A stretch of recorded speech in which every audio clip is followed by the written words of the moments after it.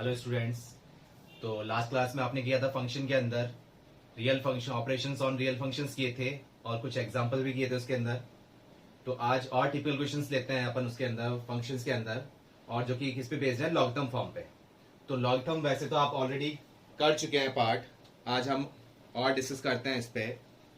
जैसे क्या है फर्स्ट फंक्शन आज स्टार्ट जो कर रहे हैं, f x equal to log to the base 4 log to the base 5 log to the base 3 और बेस वैल्यू क्या है 18 माइनस एक्स स्क्वायर माइनस 77। इसमें हमको क्या फाइंड आउट करना है, इसमें हमको फाइंड करना है डोमेन। ठीक है, अभी तक तो आप सिंपल सी इक्वेशन का डोमेन फाइंड आउट करते हुए आए थे। फिर आपने किया कि दो फॉर्म एडिशन में है या मल्टीप्लिकेशन में है तो आपने, या डिवीजन फॉर्म में है तो कल हमने किए थे ऑपरेशन ऑन रियल फंक्शन। तो कैसे डोमेन फाइंड आउट कर रहे हैं, और आज लॉगथम पे है, और लॉगथम में भी इतनी लंबी टर्म दे रखी है। ठीक है, तो लॉगथम से हम डोमेन जब फाइंड कर रहे हैं तो हमको सबसे पहले लॉग का डोमेन ध्यान होना चाहिए। लॉग का डोमेन क्या था, जो कि आपने किया था कि log x to the base a, क्या डोमेन फाइंड आउट किया था। अगर ए की वैल्यू क्या है, ग्रेटर देन 1 है, तो आपने क्या किया था, एक्स की वैल्यू क्या थी, 0 से अबाव लेनी थी आपको। डोमेन क्या था कि x belongs to 0 greater than 0, मतलब के 0 टू इंफिनिटी। ये डोमेन किया था आपने, क्लियर है। लेकिन इधर log to the base 4 log to the base 5 log to the base 3, और फिर ये फॉर्म दे रखी है 18 माइनस एक्स स्क्वायर माइनस 77। तो हमको ये लास्ट से स्टार्ट करना है। ध्यान से देखिएगा, इस टाइप क्वेश्चन को आपको अभी जो हम कर रहे हैं इसी पैटर्न के अकॉर्डिंग सॉल्व करना है। तो ध्यान से देखिए, अब क्या है, a को तो हमने मान लिया यहाँ पर 4, जो कि क्या है ग्रेटर देन 1 है, और जो x टर्म थी, x क्या है, वो हो जाएगी ये वाली पूरी टर्म। इस पूरे को हमने क्या बोल दिया, x बोल दिया, जो कि क्या है, क्या होता है डोमेन, x ग्रेटर देन 0। जैसे रूट के लिए आप फॉर्म लेते ना कि अनरूट वाली फॉर्म जो भी है वो ग्रेटर देन 0 या इक्वल टू 0 लेते हैं। ठीक है, ऐसे ही ये वाली फॉर्म को हमने क्या बोल दिया, x बोल दिया। अगर इसको हम बोल रहे हैं x, तो ये क्या होनी चाहिए, ग्रेटर देन 0। तो इसको लिखते हैं हम, क्या लिख रहे हैं, log बेस 5 और वैल्यू है log base 3 18 minus x square minus का 77 इज ग्रेटर देन 0। यहां तक क्लियर हुआ। अब आपको सिंप्लीफिकेशन करना है। किस टाइप का सिंप्लीफिकेशन करना है, जैसे कि आपने लिखा था लॉगरिथम फॉर्म कैसे लिखी थी, कि इसको हम इस टाइप से लिखते हैं, a to the power b is equal to x, इस टाइप से लिख देते हैं। ठीक है, तो हमने इसको लॉग फॉर्म में कैसे लिखा था कि log x to the base a equal to b, इसी फॉर्म में लिखा था कि a की पावर b थी कि अंश कितना आया, x आया। ये देखा था हमने लॉगरिथम की बेसिक प्रॉपर्टी कि a की पावर b थी कि अंश कितना आया था, x आया था। इसको लॉग फॉर्म में कैसे लिखा था कि log x to the base a is equal to b, मतलब कि एक एग्जांपल लेके देख लेते हैं, log 10 है और ये 100 है, तो 10 की पावर कितनी थी कि 100 आ गया हमारे पास, 2। इसको हम इस टाइप से भी लिख सकते हैं ना कि log बेस 10 और 10 का स्क्वायर लिख सकते हैं ना इसको। तो क्या हो जाएगा, ट्वाइस ऑफ log 10 और बेस 10 है, तो ये वैल्यूज क्या हो जाती थी, बेस और ये सेम वैल्यू 1 हो जाती है, तो आंसर कितना आ जाएगा, 2। क्लियर है। ये लॉगरिथम फॉर्म के अकॉर्डिंग हमको ध्यान रखना है। ठीक है, तो ये टर्म क्या आ गई हमारे पास, 2 आ गई।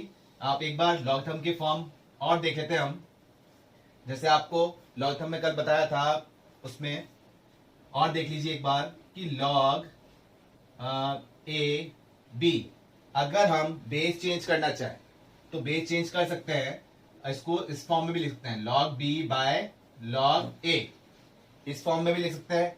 और क्या लिख सकते हैं, अगर बेस चेंज करना चाहें तो भी लिख सकते हैं 1 अपॉन log ba, इस टाइप से भी लिख सकते हैं। ठीक है, और जैसे कि भी बताया आपको log a to the base a, इसकी वैल्यू क्या होगी, हमेशा 1 होगी। ये चीज ध्यान रखना, a की पावर 1 थी कि आंसर कितना आ गया, a आ गया। अगर जो वैल्यू वही बेस है तो आंसर क्या आएगा, 1 आ जाएगा। क्लियर हुआ। जैसे log e की वैल्यू हम क्या बोलते हैं, 1 बोलते हैं, यहां नहीं लिखा तो क्या हो गया, इसका बेस e मानते हैं। क्लियर हुआ। तो ये कुछ एक प्रॉपर्टीज हैं जो कि आपको ध्यान में रहनी चाहिए, ठीक है। तो अब ये टर्म थी, अब हमारे पास था कि इसको हमने लिखा, इस पूरी फॉर्म क्या माना x, जो कि x is greater than 0। Clear हुआ यहां तक। अब क्या देख रहे हैं, इसको चेंज कर रहे हैं। तो अगर हमने अभी जो फॉर्म देखी थी कि a की पावर 1 थी, जैसे अभी अपने फॉर्मूला लिखा था कि ax is equal to b, कि a की पावर b थी, के आंसर कितना आ गया, x आ गया।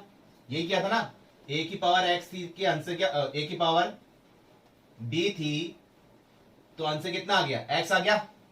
तो 5 की पावर 0 थी, के आंसर क्या आ जाएगा, ये टर्म आ जाएगी। तो कैसे लिख सकते हैं इसको, log base 3 18 minus x square minus का 77 is greater than 5 to the power 0। मतलब 5 की पावर 0 थी, कि आंसर ये आ गया। ये हुआ ना इसका मतलब, a की पावर b थी, के आंसर क्या आ गया, x आ गया। क्लियर हुआ। अब 5 की पावर 0, किसी पावर भी 0 होती है तो ये कितना आ जाएगा, ये तो हो गया 1, ठीक है। अब वापस ये रूल लगाते हैं कि a की पावर b थी, के आंसर कितना आ गया, x आ गया।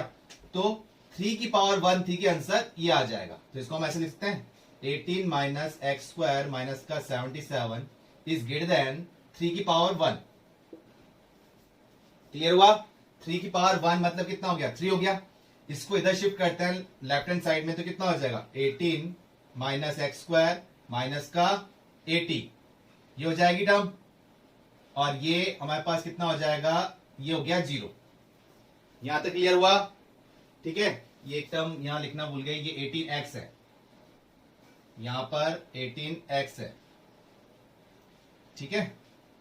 ये थोड़ा करेक्शन कर लेना, अभी तक तो कुछ यूज आया नहीं, अभी आता क्या हो गया, 18x minus x square minus 80 is greater than 0। अब इसको आप सॉल्व करना है, जो अभी तक आप करते हुए थे। अब तो आपको क्वेश्चन सिंपल फॉर्म में बन गया कि अब एक्स स्क्वायर जो है वो पॉजिटिव फॉर्म है। हमेशा क्वाड्रेटिक इक्वेशन के अकॉर्डिंग हायर ऑर्डर वाले को पॉजिटिव में रखा करो। तो ये हमने क्या करा, पॉजिटिव में रखने के लिए माइनस साइन कॉमन लिया, तो ये एक्स स्क्वायर माइनस का 18x प्लस का 80 इज ग्रेटर देन 0। और अगर साइन शिफ्ट करता हूं तो आपको क्लियर है, चेंज हो जाता है हमारे पास इनइक्वालिटी का साइन, ये 18x प्लस 80 ये लेस देन 0 हो जाएगा। क्लियर हुआ यहां तक। आया सन में आपको क्या किया अपन ने इसमें, यहां तक क्लियर हुआ। अब इसमें देखते हैं अपन, इसको मिडिल टर्म स्प्लिट कर लेते हैं। तो क्या फॉर्म बन रही है, x square minus 18x plus 18, middle term split करते हैं तो क्या आ जाएगा, एक्स स्क्वायर माइनस का 10x माइनस का 8x प्लस का 80 इज लेस देन 0, ये टर्म बन रही है। और x कॉमन ले रहे हैं तो ये बन गया x माइनस 10, यहां हमसे माइनस 8 कॉमन लिया तो ये x minus 10 is less than 0। और तो ये टर्म बन गया हमारे पास x minus 10 and x minus 8 is less than 0। तो कहां से कहां लाई करेगी, आप नंबर लाइन के अकॉर्डिंग चेक कर लेंगे, ठीक है। या फिर आप डायरेक्ट लेस देन है तो आप मिनिमम टू मैक्सिमम जा सकते हैं, डायरेक्ट आपको बताया था, ठीक है। अदरवाइज आप चेक कर लीजिए, ठीक है। ये 8 से 10 के बीच में ही लाई करेगी, कि 8 से 10 के बीच में आप जब वैल्यू लोगे तो वो क्या देगा, लेस देन। मतलब x की वैल्यू क्या होनी चाहिए, 8 से तो अबाव बट 10 से लेस देन, ये कंडीशन आनी चाहिए। लेस देन का साइन था ना, और ग्रेटर देन आता तो क्या लेते, 8 से बिलो एंड 10 से अबाव।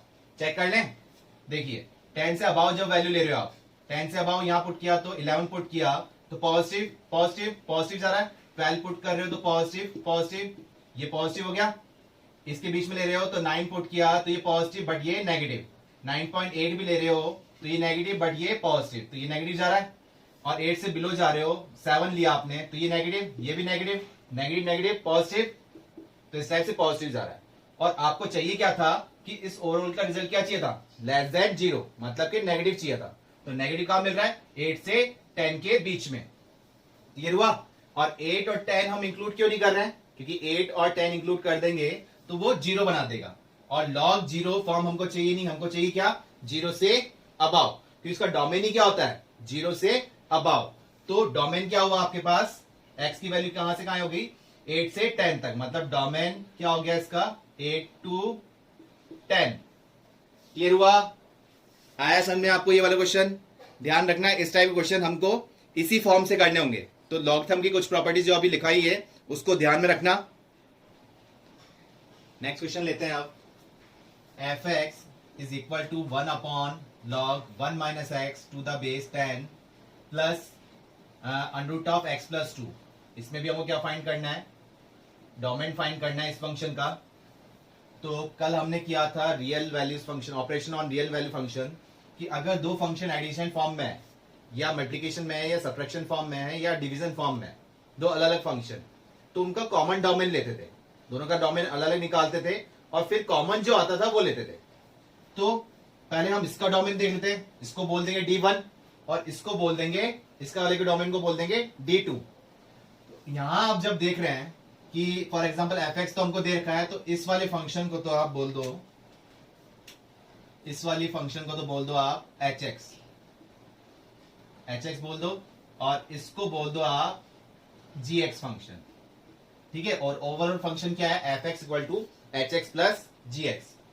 तो जब हम hx के लिए सॉल्व कर रहे हैं, hx के लिए क्या है, 1 upon log 1 minus x to the base 10। अब सिर्फ अभी आप ध्यान में दो कि हमारे पास ये क्वेश्चन है, तो क्या टर्म होनी चाहिए कि log 10 1 माइनस एक्स की वैल्यू 0 नहीं होनी चाहिए, डिनोमिनेटर में 0 नहीं बनना चाहिए ना, डोमेन के लिए ध्यान रखना है आपको, ठीक है। तो ठीक है, वो 0 नहीं बनना चाहिए। फिर क्या देखना है कि log का डोमेन क्या है, 0 या 0 से अबाव, मतलब कि 1 माइनस एक्स की वैल्यू क्या होनी चाहिए, 0 से अबाव होनी चाहिए। और इसको सॉल्व करते हैं हम, तो x की वैल्यू लेस देन 1, इसके अकॉर्डिंग क्या आ जाएगा, x की value less than 1। But less than 1 में ये क्या बन जाएगा, यहां पर x की वैल्यू 0 पुट कर देंगे, x की वैल्यू 0 पुट कर देंगे तो क्या हो जाएगा, 1 बन जाएगा। और log 1 की वैल्यू क्या होती है, एनी बेस, वो क्या हो जाएगा, बेस कोई सा भी हो, log 1 की वैल्यू होती है 0। तो अगर log 1, अगर यहाँ x की वैल्यू 0 पुट करी तो log 1 बन गया, और log 1 बनते ही पूरा क्या बन जाएगा, 0। और डिनोमिनेटर में 0 आते ही क्या हो जाएगा, नॉट डिफाइंड। तो क्या है, ओवरऑल की वैल्यू नॉट इक्वल टू 0 होनी चाहिए। और क्या है, इसके अकॉर्डिंग देख रहे हैं कि अब यहां से कंडीशन क्या हो गई कि 1 minus x is greater than 0 और x की वैल्यू लेस देन 1। हम यहां से भी देख सकते थे कि ये कंडीशन तो आ गई। अब इसके अकॉर्डिंग देख रहे हैं कि 10 की पावर 0 नहीं होनी चाहिए थी, मतलब 1 minus x is not equal to 10 की पावर 0, और किसी की पावर भी 0 होती है, कितना होता है, 1 होता है। तो 1 minus x not equal to 1, और 1 से 1 कैंसिल आउट हो गए, तो क्या हो गया, x not equal to 0। Clear हुआ, x की वैल्यू 0 भी नहीं होनी चाहिए, और क्या होनी चाहिए, 1 माइनस एक्स की वैल्यू क्या होनी चाहिए, 0 से अबव होनी चाहिए, मतलब कि x की वैल्यू लेस देन 1 होनी चाहिए। क्लियर हो गया। तो इसके अकॉर्डिंग हमारा डोमेन क्या आया, hx का डोमेन बोलते हैं, जो हम बोल देते हैं D1। D1 क्या आ रहा है, डोमेन फॉर hx, ठीक है, इसको हमने बोल दिया D1। तो क्या हो रहा है, x की वैल्यू 1 से लेस देन, 1 से लेस देन मतलब माइनस इंफिनिटी टू कहां तक, अप टू 1 तक। लेकिन अप टू 1 में तो 0 भी आ रहा है, और 0 हमको नहीं लेना है, तो हमने क्या ब्रेक करते हुए लिख दिया, माइनस इंफिनिटी टू 0 एंड या फिर यूनियन 0 टू 1। क्लियर हुआ, ये हो गया इस पार्ट का डोमेन, मतलब कि जो हमने hx अज्यूम किया था उसको बोल दिया डोमेन ऑफ फर्स्ट, तो ये डोमेन हो गया। सेकंड पार्ट है जो gx, इसका तो आपको क्लियर है, इसका डोमेन क्या हो जाएगा, अगर हम देख रहे हैं तो x प्लस 2 की वैल्यू क्या होनी चाहिए, 0 या 0 से अबव, मतलब कि x की वैल्यू क्या होनी चाहिए, माइनस टू या माइनस 2 से अबव। मतलब अगर हम D2 बोलते हैं इस फंक्शन को, तो डोमेन ऑफ दिस फंक्शन क्या हो जाएगा, -2 से इंफिनिटी। तो डोमेन ऑफ फर्स्ट फंक्शन आपका है ये, डोमेन ऑफ सेकंड फंक्शन आपका है -2 से इंफिनिटी। तो इन दोनों कॉमन डोमेन क्या आ रहा है, ये तो माइनस इंफिनिटी से 0 तक जा रहा है, जबकि ये -2 से इंक्लूड हो रहा है। तो क्लियर हुआ ना, क्या लेके चलेंगे, -2 से कहां तक लेके जा रहे हैं, वो तो इंफिनिटी तक लेके जा रहा है, लेकिन ये 0 पे ब्लॉक हो रहा है। तो माइनस इंफिनिटी से 0, -2 इसमें भी इंक्लूड हो रहा था और इसमें भी इंक्लूड हो रहा है, तो इंक्लूड कर लेंगे। 0 इसमें इंक्लूड नहीं हो रहा, लेकिन इसमें इंक्लूड हो रहा है, तो वो कॉमन पार्ट है वो लेंगे। तो ये हो गया एंड या फिर यूनियन 0 टू 1। क्लियर हुआ, 1 इसमें तो इंक्लूड नहीं हो रहा, लेकिन इसमें इंक्लूड हो रहा है, लेकिन हम कॉमन पार्ट की बात कर रहे हैं, इंटरसेक्शन वाले पार्ट की बात कर रहे हैं। तो क्या हो जाएगा ये, मतलब D1 intersection D2, domain of first part and domain of second part क्या आएगा, -2 से 0 एंड 0 to 1। क्लियर हुआ आपको क्या हुआ इसका डोमेन, आया समझ में। और लेते हैं क्वेश्चंस। नेक्स्ट क्वेश्चन है हमारे पास जो कि आपके पास वर्कशीट के अंदर है।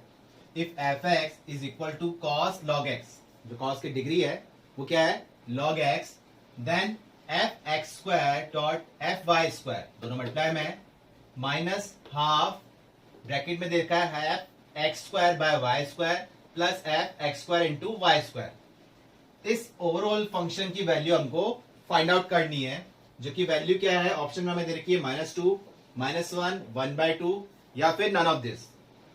तो लॉगरिथम फंक्शन तो आपको क्लियर हुआ थोड़ा बहुत कि क्या कर रहे हैं, उसकी प्रॉपर्टीज को हम यूज कर रहे हैं, कैसे यूज कर रहे हैं। लेकिन इसमें ट्रिग्नोमेट्री पार्ट भी यूज हो रहा है, जो कि अभी आपने ट्रिग्नोमेट्री टॉपिक नहीं किया है।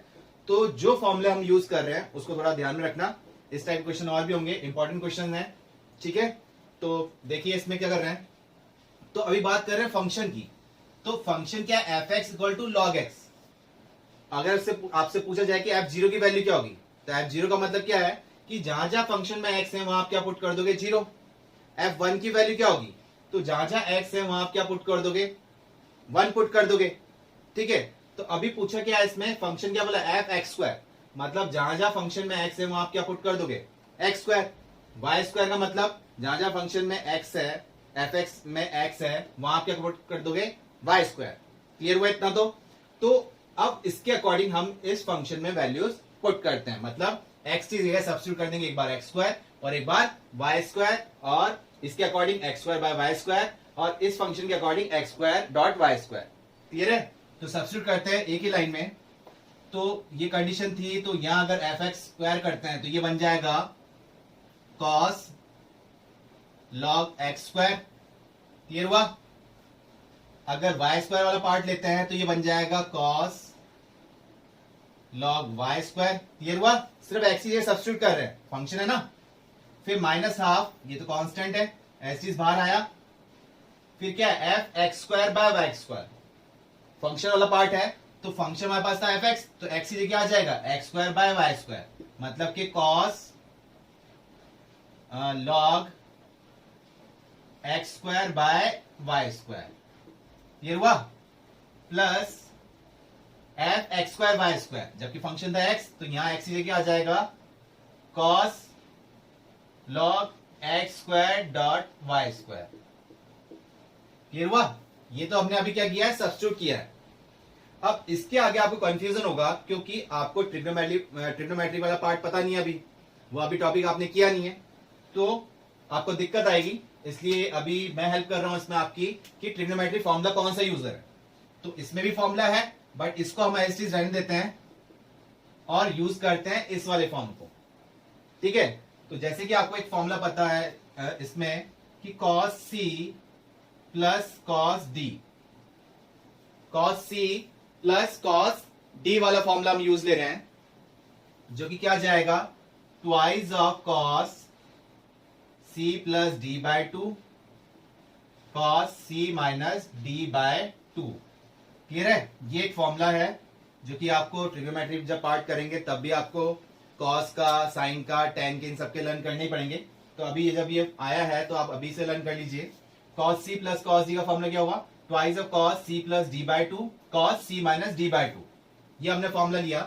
तो cos c मतलब हुआ ये वाला पार्ट, तो इस वाले पार्ट को हम ऐसे लिख रहे हैं cos of log x square cos log y square, ये तो ऐसे लिख दिया। माइनस हाफ हमारे पास एस बाहर है। फिर फॉर्मूले के अकॉर्डिंग जा रहे हैं 2 लिखा cos c प्लस d। तो c क्या है हमारे पास, c तो है log x square by y square plus d क्या है हमारे पास log x square dot y square whole divide by 2। Clear हुआ। फिर cos c क्या है हमारे पास log x square by y square, ठीक है, माइनस d क्या है हमारे पास log x square dot y square. Clear हुआ। Whole divide by 2। क्लियर हुआ यहां तक? ठीक है, अब 2 से 2 तो यहां कैंसिल आउट हो रहा है, ये आपने लिख दिया, ये एस लिख दिया, cos log x square cos log y square, ये माइनस। अब क्या करें, तो यहां के बाद आपको ट्रिग्नोमेट्री के हेल्प तो मिल गई फॉर्मूले के अकॉर्डिंग। अब लॉग टर्म फॉर्मूले को कैसे ब्रेक करते हैं, ठीक है, तो लॉग टर्म फॉर्म ऑलरेडी आपको बता चुके हैं, क्या था कि लॉग ए बाय बी, कहां लिख लेंगे, यहां लिख लेते हैं कि लॉग ए बाय बी का फॉर्मूला क्या था, लॉग ए माइनस लॉग बी, ये लिखते थे। और लॉग ए इंटू बी के लिए आपने क्या प्रॉपर्टी लर्न की थी, लॉग ए प्लस लॉग बी। तो ये दो फॉर्म और यूज करनी होगी हमको इसके लिए, तो यहां करते हैं कॉस लॉग ए बाय बी, तो इसको तो हम लिख देते हैं लॉग एक्स स्क्वायर माइनस का लॉग वाई स्क्वायर, प्लस ये ए इंटू बी हो जाएगा, तो ये प्रॉपर्टी लगा देते हैं log x square plus log y square, ठीक है, और होल डिवाइड बाय 2 चल रहा है। यहां पर भी कॉस ए बाय बी, तो लॉग एक्स स्क्वायर माइनस का लॉग वाई स्क्वायर, फिर माइनस लॉग ए इंटू बी, तो लॉग ए प्लस बी था लेकिन ऑलरेडी साइन बाहर माइनस है, तो ये हो जाएगा लॉग एक्स स्क्वायर माइनस का log y square, whole divide by 2। Clear हुआ? अब क्या हो रहा है इसके अंदर, माइनस का लॉग वाई स्क्वायर प्लस का लॉग वाई स्क्वायर, ये कैंसिल आउट हो गया, यहां से लॉग एक्स स्क्वायर और माइनस का लॉग एक्स स्क्वायर, ये कैंसिल आउट हो गया। तो क्या टर्म बच रही है, इसको तो हम ऐसे लिखते हुए चल रहे हैं, log x square dot cos log y square, ठीक है, यहां क्या बचेगा, cos log x square plus log x square twice of log x square, और 2 ऑलरेडी बाहर था, तो 2 से 2 कट गए, तो क्या बचा लॉग एक्स स्क्वायर। यहां क्या बच रहा है, minus log y square minus log y square, मतलब के माइनस का twice of log y square, तो 2 से 2 कैंसिल आउट हो गए, क्या बच रहा है कॉस माइनस का लॉग वाई स्क्वायर, ठीक है। अब ये कॉस माइनस थीटा, तो ये फॉर्मूला तो आपको ध्यान है, कॉस माइनस थीटा कितना होता है, कॉस थीटा, या साइन माइनस थीटा क्या होता है, sine theta, sine minus theta होता है minus sine theta, cos minus theta कितना होता है, कॉस थीटा, ठीक है। तो ये कॉस माइनस थीटा, तो माइनस हट जाएगा, क्या रह गया, कॉस लॉग वाई स्क्वायर, तो सेम टर्म बन गई, cos log x square cos log x square multiply में कॉस लॉग वाई स्क्वायर, ये भी मल्टीप्लाई में कॉस लॉग वाई स्क्वायर, क्या था टर्म माइनस में, तो दोनों कैंसिल आउट हो गए, क्या है आंसर 0। क्लियर हुआ? तो ये इंपॉर्टेंट क्वेश्चन है और कंपटीशन एग्जाम में आता भी है, इस टाइप का क्वेश्चन आया हुआ भी है। तो इसमें 2 फॉर्मूले हमने इस टाइप से यूज किए, एक तो ये ट्रिग्नोमेट्री फॉर्म और लॉग टर्म फॉर्म। तो जब भी इस टाइप का क्वेश्चन आएगा तो आप इसी तरीके से करिएगा। क्लियर हुआ? आया सन में ये वाला फॉर्म? नेक्स्ट क्वेश्चन लेते हैं, इंपॉर्टेंट क्वेश्चन है, the range of function F x cos greatest integer function. ये आपके पास क्या है, कॉस जो एक्स फॉर्म है ये क्या है, ग्रेटेस्ट इंटीजर फंक्शन, और एक्स की वैल्यू क्या दे रखी है, -π/2 से π/2 के बीच में, ठीक है। तो 4 ऑप्शन है, तो बतानी रेंज क्या आ रही है आपके पास, -1 1 0, या फिर cos 1 cos 2 1, या cos 1 cos 1 1, या -1 1। तो टिपिकल क्वेश्चन है और जेई का क्वेश्चन है, तो ध्यान से करिए। देखें क्या करते हैं इसमें, तो दिक्कत हमें इसमें क्या दे रहा है, ग्रेटेस्ट इंटीजर फंक्शन, और ग्रेटेस्ट इंटीजर फंक्शन का मतलब क्या था आपके पास कि हम कुछ भी पुट करें लेकिन वो आंसर क्या देता है, रियल वैल्यूज देता है, ठीक है। तो किस टाइप से कर रहे हैं, और x की वैल्यू क्या है, -π/2 से π/2 के बीच में, यही कंसीडर करनी है। तो एक ही स्टैंडर्ड आंसर दे रहा है या डिफरेंट आंसर दे रहा है, तो देखते हैं, आप ध्यान रखिएगा। देखो अब पाए की अगर हम बात कर रहे हैं तो पाए का मतलब क्या होता है, ठीक है, डिग्री में नहीं रेडियन फॉर्म में हम बात कर रहे हैं, तो क्या है 22/7 या फिर 3.14 ये टर्म है। तो अब π/2 जब आप कर रहे हैं, π/2 जब आप कर रहे हैं तो कितना बन रहा है हमारे पास, 3.14 है, डिवाइड बाय 2, ठीक है। तो 1 पॉइंट समथिंग के लिए अकॉर्डिंग बन रहा है हमारे पास 3.14 डिवाइड बाय 2 कर रहे हैं, तो क्या बन रहा है 1 पॉइंट समथिंग। लेकिन है हमारे पास क्या माइनस में, तो अगर माइनस में देखते हैं तो माइनस का 1 पॉइंट समथिंग जाएगा, कितना नहीं देखना है कितना आ रहा है, ठीक है। सिर्फ आपको ग्रेटेस्ट इंटीजर फॉर्म के अकॉर्डिंग देखना है कि -1 पॉइंट समथिंग है, तो -1 पॉइंट समथिंग, फॉर एग्जाम्पल -1.3 भी है, तो भी आपको आंसर क्या देगा, वो माइनस का 2 देगा ना ग्रेटेस्ट इंटीजर में। तो -1 पॉइंट समथिंग कुछ भी हो, -1.99 भी हो, तो भी आंसर क्या देगा माइनस का 2। तो आपको ये ध्यान रखना है कि जब x की वैल्यू क्या होगी, ध्यान रखिए -π/2 से तो अबाव, लेकिन कहां तक -π/4 से पहले पहले। -π/4 का मतलब 0 पॉइंट समथिंग हो जाता है, मतलब π/4 का मतलब 0 पॉइंट समथिंग हो जाएगा, तो वो तो आंसर 0 दे देगा, ठीक है। और माइनस में है तो वो क्या दे देगा -1 दे देगा।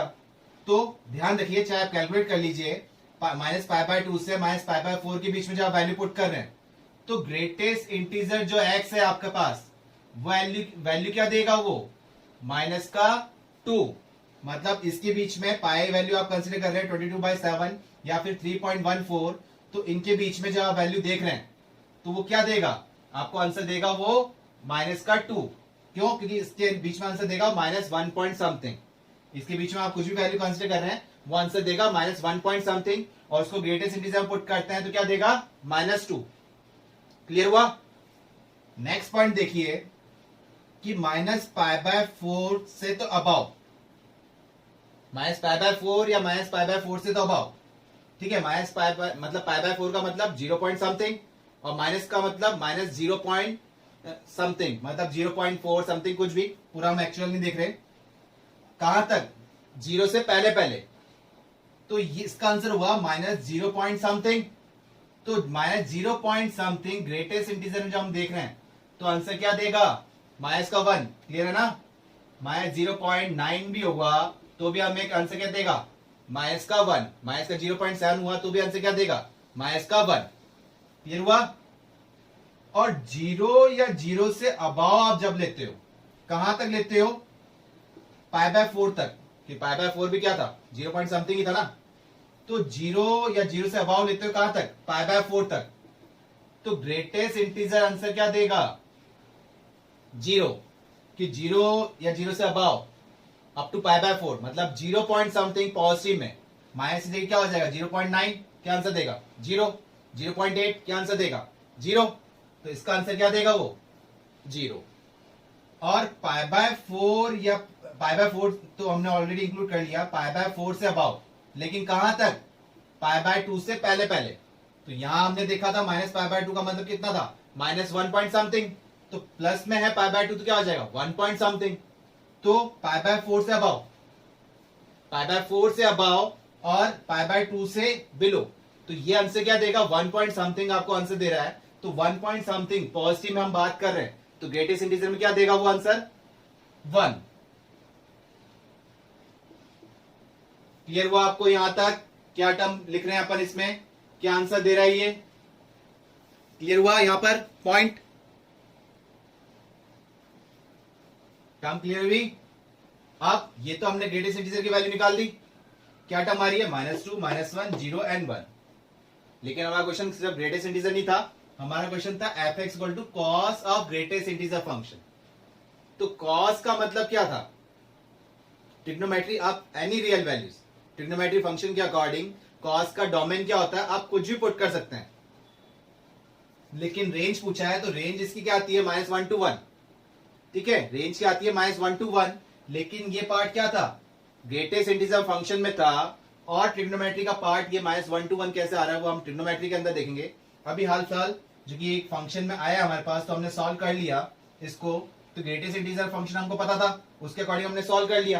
तो अब कैसे सॉल्व कर रहे हैं, अगर यहां पर -2 पुट कर रहे हैं, cos -2 किया, तो cos -2 कितना होता है, cos -θ कितना होता है cos थीटा, तो ये हमारे पास आ जाएगा cos का 2।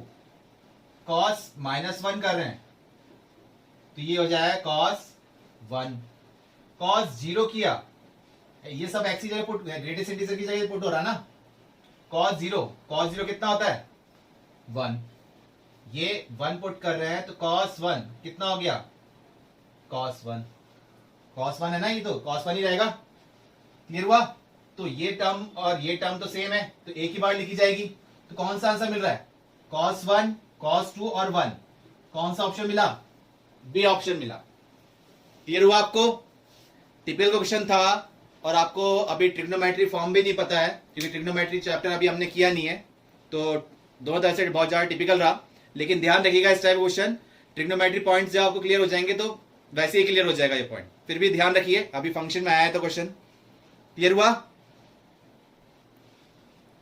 नेक्स्ट क्वेश्चन है हमारे पास, if f x is equal to log 1 plus x upon log 1 plus x upon 1 minus x and g x is equal to 3x plus x cube upon 1 plus 3x square, then f of ji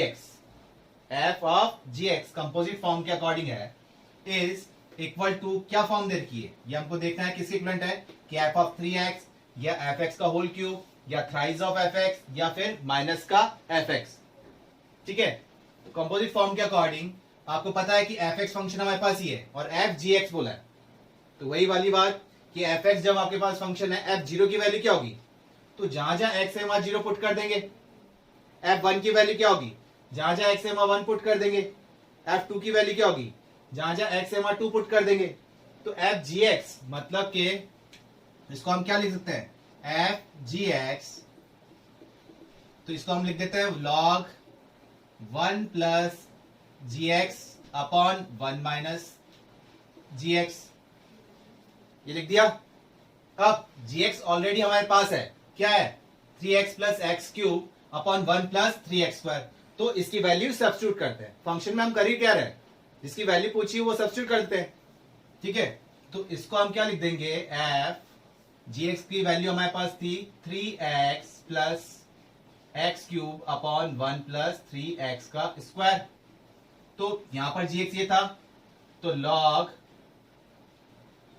1 plus ji x की जगह लिखा 3x plus x cube upon 1 plus 3x का square whole divide by 1 minus 3x plus x cube upon 1 plus 3x का square. ये term आ गई। अब इसको simplify कर लेते हैं, log 1 plus 3x square LCM लिया तो ये आ गया 1 plus 3x square plus 3x plus x cube whole divide by 1 plus 3x square रहता, लेकिन यहां पर भी हम एलसीएम लेंगे तो दोनों कट जाएंगे। ठीक है, यहां पर भी एलसीएम लिया तो 1 प्लस 3x स्क्वायर माइनस का 3x और ये माइनस से मतलब हो जाएगा तो माइनस का एक्स क्यूब। ये हुआ 1 प्लस 3x स्क्वायर, तो दोनों डिवीजन फॉर्म में थे, कैंसिल आउट हो गए। क्लियर हुआ। तो यहां से क्या दिख रहा है, ये कोई फॉर्मूला पकड़ में आ रहा है, कोई फॉर्म बन रही है, क्या फॉर्मूला बन रहा है a cube a plus b का होल क्यूब, ए क्यूब नहीं ए प्लस बी का whole cube, a cube plus b cube plus 3a square b plus 3ab square, और ये किसका फॉर्मूला बन रहा है ए माइनस बी का whole cube, a cube minus b cube, फिर क्या करते हैं प्लस 3ab का स्क्वायर, ये टर्म आ गई, और माइनस 3ab ए स्क्वायर बी। क्लियर हो गया, ये टर्म बन रही है। तो इस फॉर्मूले के अकॉर्डिंग इसको हमने सॉल्व कर दिया, लॉग ये तो टर्म बन गई 1 प्लस एक्स का होल क्यूब बन रहा है ना, और ये बन रहा है 1 माइनस एक्स का होल क्यूब, तो दोनों में क्यूब था तो हमने एक साथ ही लिख दिया इसको 1 plus x upon 1 minus x का होल क्यूब। अब क्या कर सकते हैं इसको, आपका आंसर सही है। तो आपने एक फॉर्मूला ध्यान था लॉगरिथम प्रॉपर्टी के according, log a to the power n को क्या लिख रहे थे आप n लॉग a, ये जो वैल्यू पे पावर थी वो कहां आ रही थी आगे, तो इसको ये लिख सकते हैं और इसको ये लिख सकते हैं, ध्यान रखिए। तो ये पावर थी तो ये आगे आ सकती है, तो क्या हो गया 3 log 1 plus x upon 1 minus x. Clear हुआ? तो क्या ऑप्शन मिला हमें? 3, और ये टर्म क्या बन गई?